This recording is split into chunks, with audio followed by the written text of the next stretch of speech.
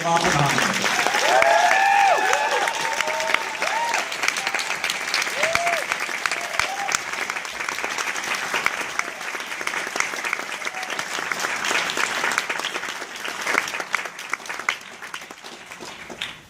Clive, let me ask you the first question. For you being along on this journey with Werner, what was it like to watch him in his filmmaking role? He made it look very easy, I have to say. He clearly had some idea of how it was going to turn out, even though he hadn't been to many of his locations before.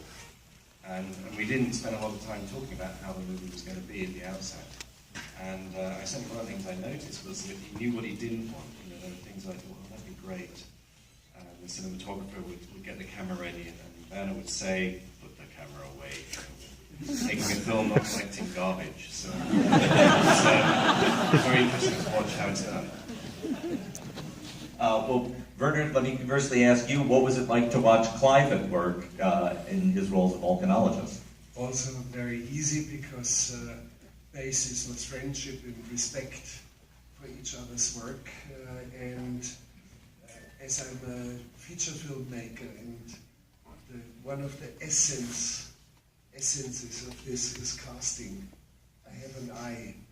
And it was just good casting, let's face it.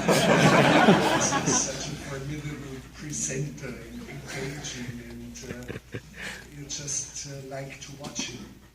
And I think Clive should do more of this kind of work, maybe like an anchor man for a scientific project.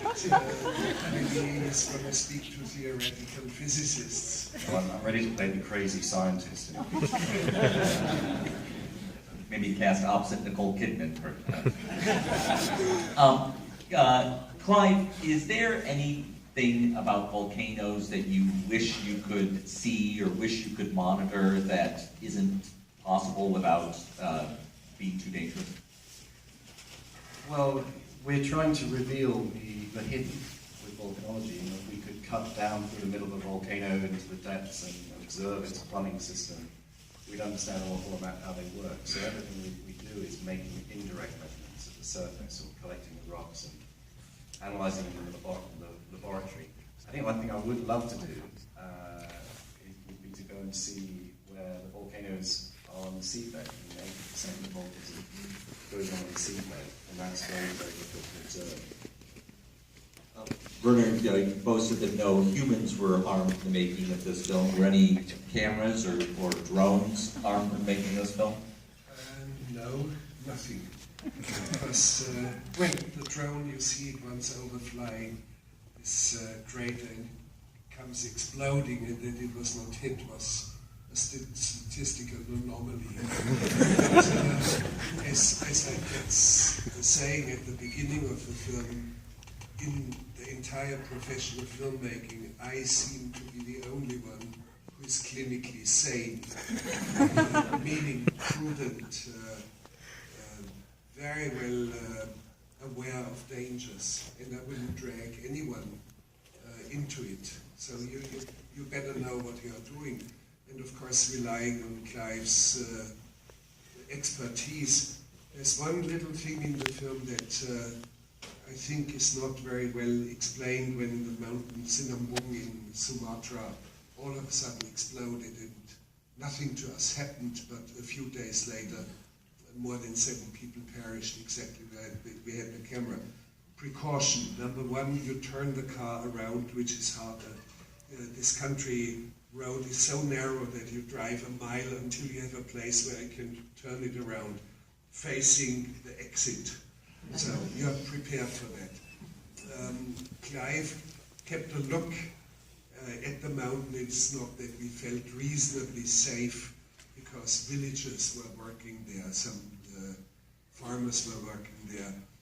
Clive kept watching the mountaintop, and very huge boulders of rock came loose.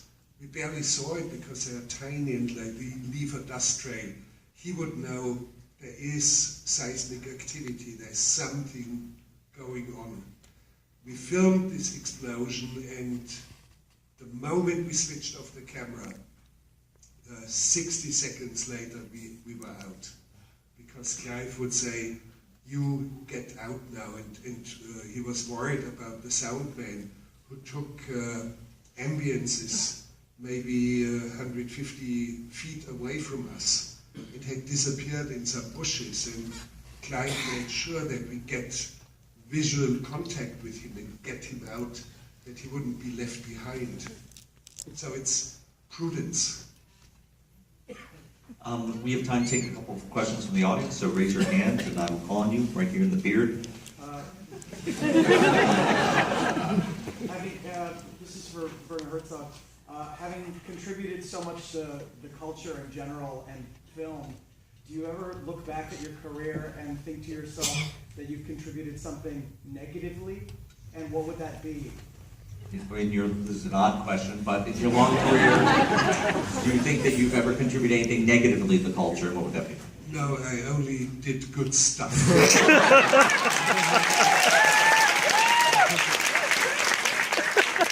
Yeah, there's someone with two hands up, so I think you deserve the two-hander up there.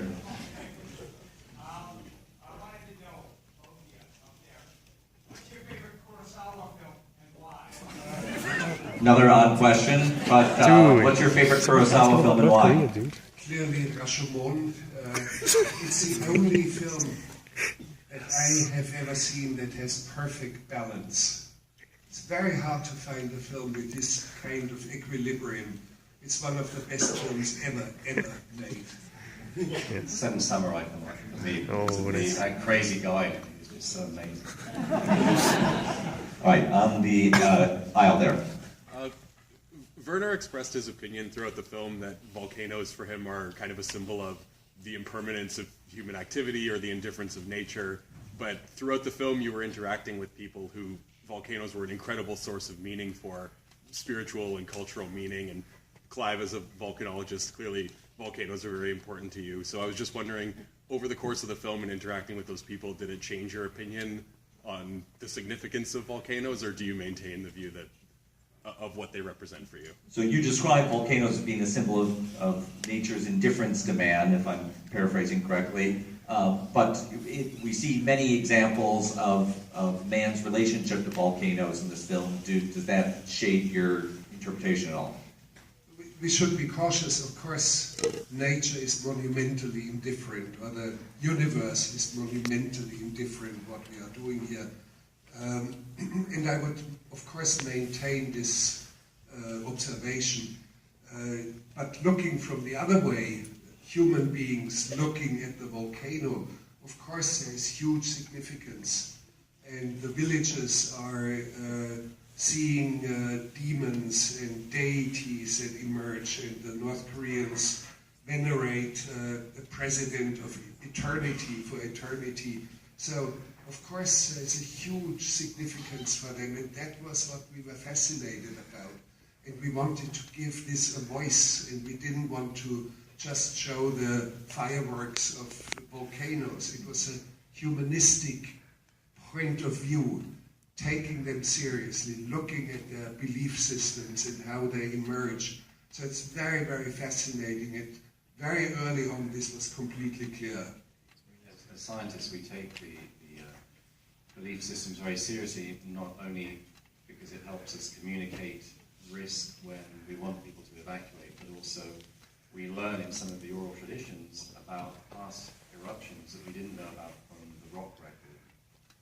And so I was already aware of this, but it really drove it home to me talking to some of the voices, people in the film, the chief, who goes up to the summit and looks at the lava lake, and it looks like water, but it's red. So what is it? And of course you need to explain this in some way. If you haven't got a bachelor's degree in geoscience, then you've got to find some other way to explain it. I would like to add one thing, and it has to do with the practical side. Crisis management. In some of Clive Oppenheimer's expertise goes straight into, let's say, evacuations of 500,000 people in Indonesia. And you have to understand their belief system, their way of thinking, their demons, and you have to find the right approach in the right language. And they managed to evacuate very, very quickly 500,000 people from the mountain in the vicinity. And because of that expertise and because of this practical management, very conservatively estimated, at least 20,000 people's lives were saved. Maybe many, many more. So, and this is serious stuff. And I like that it's not just measurement of gas emissions or seismic activity. You have to understand the mentality and you have to find the right sort of metaphors to make them leave. Especially because there are different voices telling people what to do. There's a man that you see fleetingly in the ritual on Merapi volcano in Indonesia who is officiating as the offerings are made to the volcano spirits. His father held the position of the gatekeeper to the volcano and mediator between the volcano and the Sultan of Yogyakarta. And he refused to leave in 2010, having survived an eruption in 2006 and that made the scientists look somewhat foolish because they'd asked him to evacuate. He wasn't so lucky in 2010, and he was very vocal about the volcano. Not so lucky means he was killed with other faithful that stayed behind with him. So it's very important to understand what people are thinking if you really want to communicate risk to them. We can take one more quick question about volcanoes. Put your hand up. Another beer here. Sorry, this is another slightly self-indulgent question, but when I heard the chief at the beginning of the movie say that he wondered what you were going to use the magna for, it made me immediately think of the scene in Blood Meridian where they recreate the invention of gunpowder on the rim of the volcano, where you have the intersection of the origins of the fire and the destructive and innovative power of humans recreating fire. I was wondering if you thought of this scene at all during the making of the film. So the film, the other film you're invoking is Cormac McCarthy's Blood Meridian book, where they're making gunfire on I don't know, I haven't read the book. Gunpowder.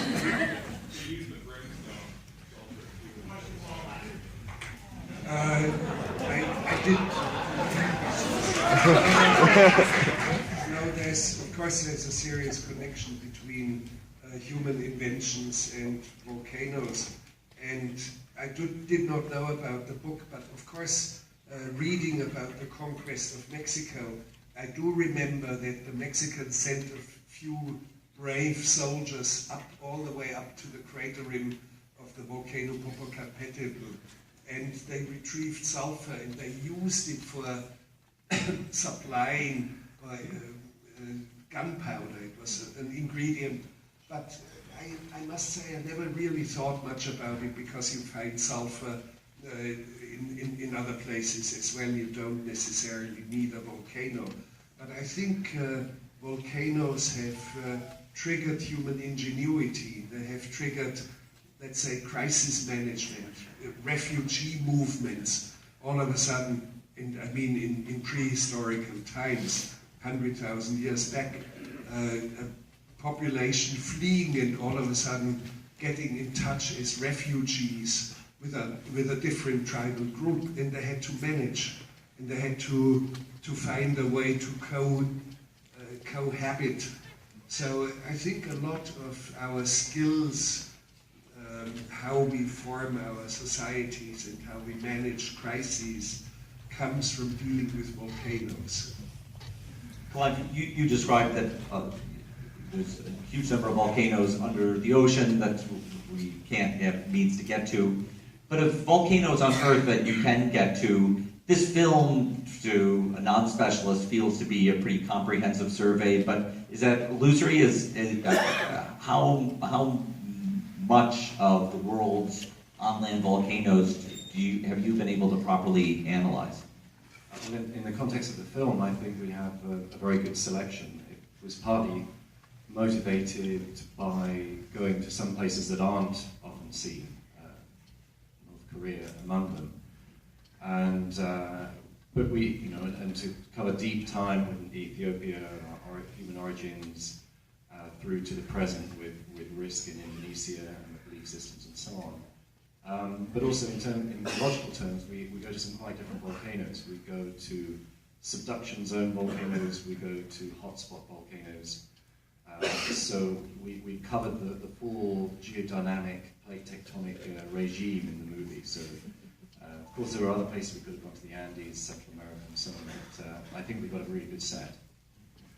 But of course we had some sort of wish list which didn't turn out to work out, and like Eritrea in the neighboring country, Ethiopia allowed us to film. And the plan B was 100 times better, so we were lucky also. Next film. Werner's other film, Salt and Fire, has its premiere tomorrow night. Thank you to Clive Oppenheimer and Werner Herzog for being here.